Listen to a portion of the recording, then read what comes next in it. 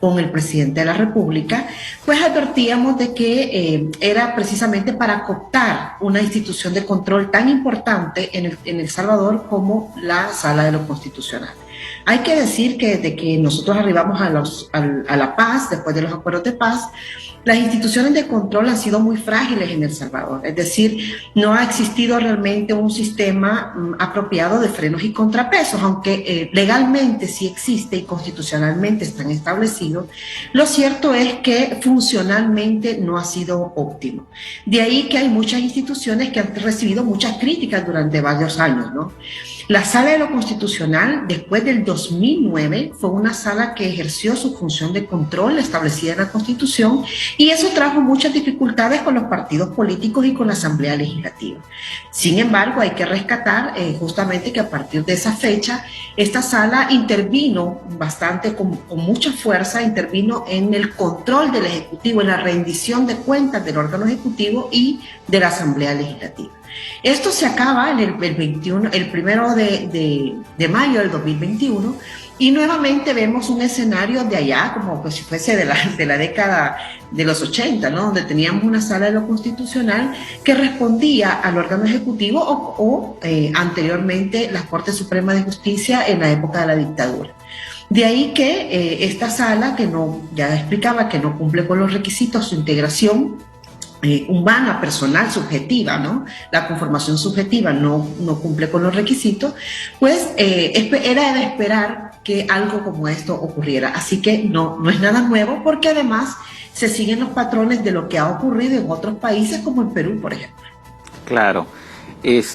Ahora, lo que pasa también que el señor Bukele aprovecha que es inmensamente popular, ¿no? O sea, definitivamente, hasta ahora por lo menos, está, bueno, la gente seguramente, como sucede en muchas partes, ¿no? Harta de los sistemas que habían, de los políticos de siempre. Hay un expresidente de Ecuador, me parece que es Funes, ¿no? Funes, me parece que es Ecuador, ¿no? Perdón, de Ecuador, El Salvador, sí. Que El Salvador, ha habido mucha corrupción. Entonces él, a pesar de que no es nuevo, porque él creo que militaba en ese partido, ¿no? Se ha presentado como la persona, claro, porque es joven, ¿no? Y entonces, claro, responde a una aspiración de mucha gente, ¿no? Que está harta de los políticos tradicionales. Así es, eso también es un patrón en nuestra América Latina, es decir, es lo que pasó en Venezuela, por ejemplo, o en Bolivia también, en Ecuador también pasó. Es decir, en primer lugar hay que ubicar a Bukele, que no es ni es un outsider, es decir, no es nadie que estaba fuera del ámbito político de los partidos mismos, de los partidos tradicionales, porque efectivamente, como usted lo señala, había sido no solo candidato, sino también había ejercido cargos públicos en 2 alcaldías, precisamente postuladas por uno de estos partidos políticos, en este caso el FMLN. Ahora, es cierto, y por supuesto la amplia popularidad es precisamente lo que le da el respaldo para hacer arbitrariedades como esta, ¿no? Eso no lo hace ni legal ni constitucional, y hay que tenerlo bastante claro. A veces cuando se escucha, por ejemplo, de que la gente lo quiere, es también una frase que ha sido utilizada en toda nuestra América Latina. Ha ocurrido también en Perú en su momento, o también en Venezuela o en Nicaragua también ha ocurrido de la misma forma. Es decir, el argumento es el mismo. Sin embargo, en el caso de El Salvador, como ya mencionábamos, sí tiene un alto índice de popularidad, y justamente tiene como fundamento algunos elementos. En primer lugar, el hartazgo de la ciudadanía sobre los partidos políticos, que además no supieron ponerse a la altura de las necesidades de la gente y responder y jugar ese vínculo necesario entre el gobierno, ¿verdad?, entre el aparato gubernamental, entre el Estado y la ciudadanía. Eso en primer lugar. En segundo lugar, también el altísimo gasto que tiene el gobierno en su pilar fundamental de políticas públicas, que es la comunicación gubernamental. Creo que es un gobierno altamente populista también, pero que tiene el sustento de su funcionamiento está en la comunicación. Y hay otro elemento también importante, y es la opacidad. Fíjense que nosotros hasta el 2011 tuvimos una ley de acceso a la información que inició su implementación. Fuimos un país de los que llegó tarde al acceso al derecho y a la garantía del derecho al acceso a la información de la ciudadanía. Sin embargo, por este derecho fue precisamente que se conocieron aquellos abusos de poder que habían cometido presidentes anteriores y el uso irregular de fondos públicos. Una de las medidas justamente de Bukele fue cerrar los espacios de acceso a la información, es decir, para evitar que la ciudadanía conozca y que se repita el mismo esquema de hartazgo que ya había ocurrido en años anteriores con los otros partidos políticos. De acuerdo. Ahora, él ahora en su discurso que pronunció en Naciones Unidas se refirió al hecho que El Salvador se haya convertido en un país sumamente seguro. Obviamente esto está relacionado con el arresto, no sé si 40.000, 50.000 aparentes miembros de pandillas. Claro, evidentemente si los pandilleros están en la cárcel, quedan pocos afuera, se puede suponer que efectivamente que los homicidios desciendan. Ahora, ¿cuán cierto es eso? ¿Efectivamente ha descendido de manera dramática la cantidad de homicidios?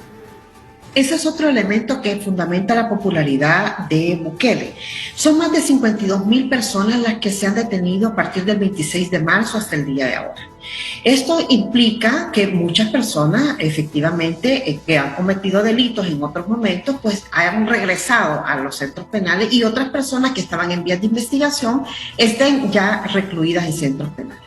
Sin embargo, el gran problema de esto es que esta cifra es bastante abultada. No tenemos garantía precisamente por la falta de acceso a la información pública y de poder contrastar con las cifras oficiales que da el gobierno, de poder verificar justamente, uno, el número y dos, quiénes son estas personas que han sido detenidas. En muchos casos hay muchas familias que han presentado distintos recursos, distintas acciones jurídicas para que se haga una investigación por la detención arbitraria de sus familiares. Estamos hablando, por ejemplo, que en el caso de Cristosal, la fundación para la que yo trabajo, en esta fundación se han presentado más de 2.700 casos. Si nosotros sumáramos todos los casos que se han presentado en las organizaciones de la sociedad civil, sobrepasaban hasta el mes pasado más de 3.100 y en la Procuraduría para la Defensa de los Derechos Humanos sobrepasaban los 3.400 casos.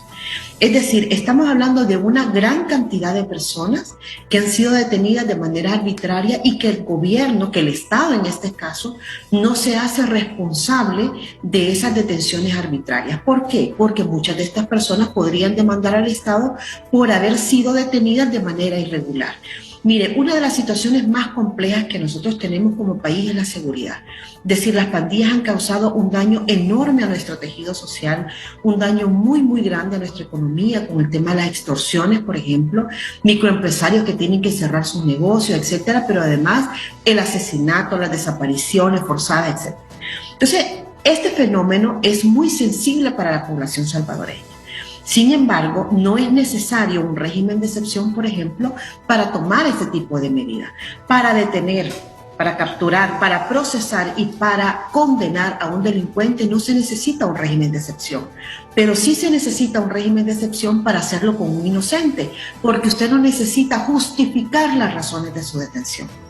Claro, efectivamente, eso se ha hecho efectivamente al amparo de un estado de emergencia o de excepción, como usted llama, porque efectivamente si no tiene que ser arrestado o en flagrancia o mediante una orden judicial. Ahora, para las personas en realidad, me imagino, para mucha gente eso no tiene ninguna importancia. Lo que les interesa es que esas personas estén fuera de circulación. Ahora, de todas maneras, han sido arrestadas, pero igual tienen que ser llevadas a juicio, ¿no? Porque han sido arrestadas, pero hay investigaciones y eso, no sé por cuánto tiempo. Acá, por ejemplo, hay prisiones preventivas que pueden durar hasta 36 meses. No sé cómo va a ser en el caso de Ecuador, por cuánto tiempo están arrestadas, si ya se ha dictado, porque hay El Salvador, pero no sé qué me pasó hoy día. El Salvador, digamos, no sé cómo está la situación ahí. Entiendo además que se está construyendo una cárcel para alojar, no sé si a 40.000, no sé a cuántos, que estaría lista aparentemente a fin de año. Entonces, lo primero es, ya están arrestados, pero ya hay una orden para decir cuánto tiempo van a estar en prisión preventiva, por llamar de alguna manera. Le comento, una de las situaciones que ha ocurrido durante este periodo es la modificación del Código Procesal Penal.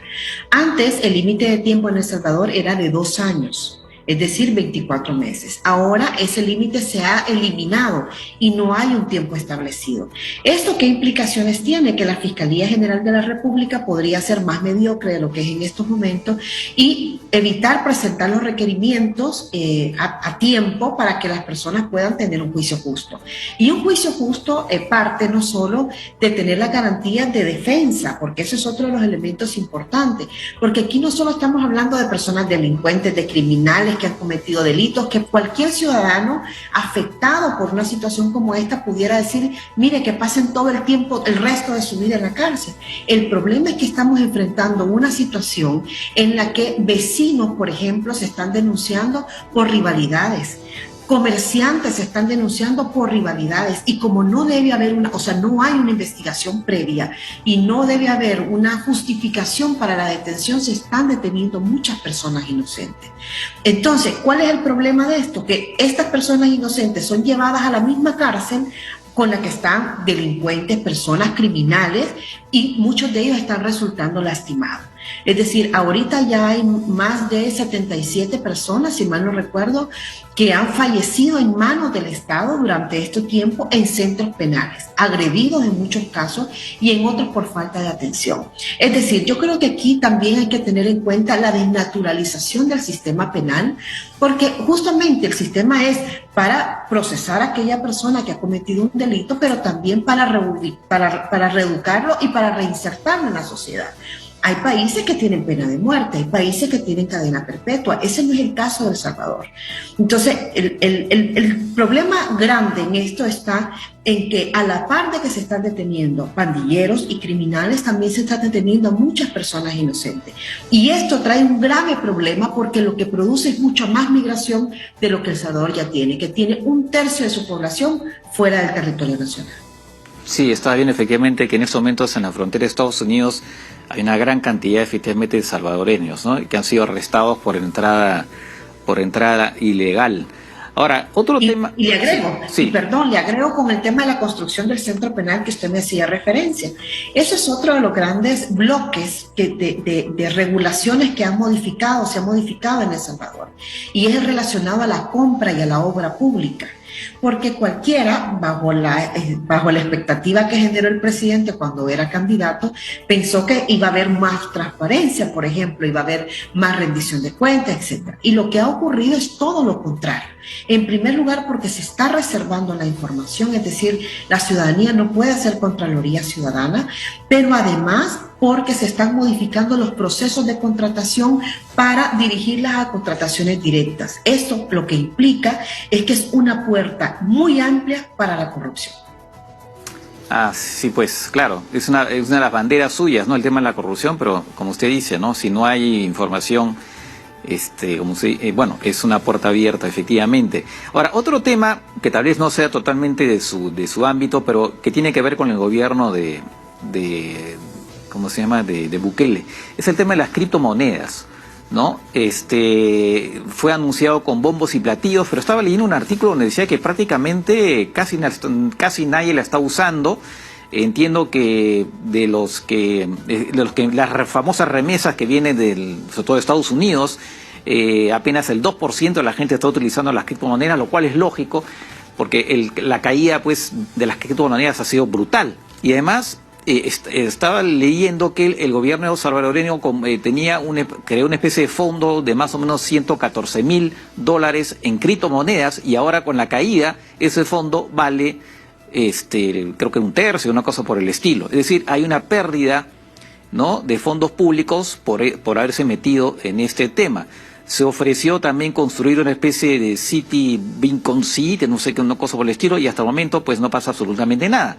Eso sí creo que me parece que de alguna manera, eso sí, desde el punto de vista de la popularidad de Bukele, eso sí creo que no lo ha favorecido, me parece, ¿no? Creo que es la única decisión que Bukele ha tomado sin hacer consulta. Él hace consultas permanentes, encuestas diarias para regular sus posiciones. Y esta es un tema muy, muy sensible para la población salvadoreña, que se opuso desde un inicio a la criptomoneda. Sin embargo, ahí habían millones de razones para seguir con el proyecto de los criptoactivos y en este caso del Bitcoin. Yo creo que es importante, le comento, a la fundación para la que yo trabajo hemos dado mucho seguimiento, particularmente en mi área de anticorrupción y justicia, al tema Bitcoin, así que podemos hablar de eso ampliamente. ¿De acuerdo? Y me voy a concentrar en lo siguiente, fue aprobado un fideicomiso, es decir, con dinero público, de 150 millones el año pasado. Hace un año precisamente que El Salvador tiene criptomonedas. Sin embargo, el uso de los salvadoreños no ha sido habitual. Apenas, como usted decía, un porcentaje muy pequeño lo utiliza para el intercambio comercial y fue utilizado ese fideicomiso para otorgárselo en una buena medida a algunos ciudadanos para promover el uso del Bitcoin. Sin embargo, esto no ha dado ningún resultado y lo que ha traído son pérdidas millonarias para El Salvador, que además han sido no han sido manejados con transparencia. Yo creo que el Bitcoin es un proyecto que esconde tras sí mucho lavado de dinero. Sí, efectivamente. También ese artículo decía que eran los dos hermanos del presidente que habían ideado un poco este tema, ¿no? Porque además también había leído que el proyecto casi no fue discutido en el Congreso, creo que un par de horas no hubo discusión, y un tema tan sensible, porque más tiene que ver mucho con la economía, ciertamente. Le comento, desde el momento en el que se llevó el proyecto hasta el momento en el que se aprobó, pasaron 5 horas. El proyecto lo que hace es incorporar al Bitcoin como moneda de curso legal. Es decir, ni siquiera se tuvieron en cuenta de las implicaciones jurídicas y económicas de un cambio de moneda y de incorporar a una nueva moneda como moneda de curso legal. Claro. Y estaban leyendo que el Fondo Monetario Internacional también, que están negociando, entiendo, pero ha pedido también que eso se pueda corregir. La deuda salvadoreña ha crecido muchísimo, pero no hay ningún acuerdo, me parece, en gran parte por ese tema, ¿no? Que no quiere ceder el gobierno en relación con el Bitcoin y las criptomonedas, ¿no?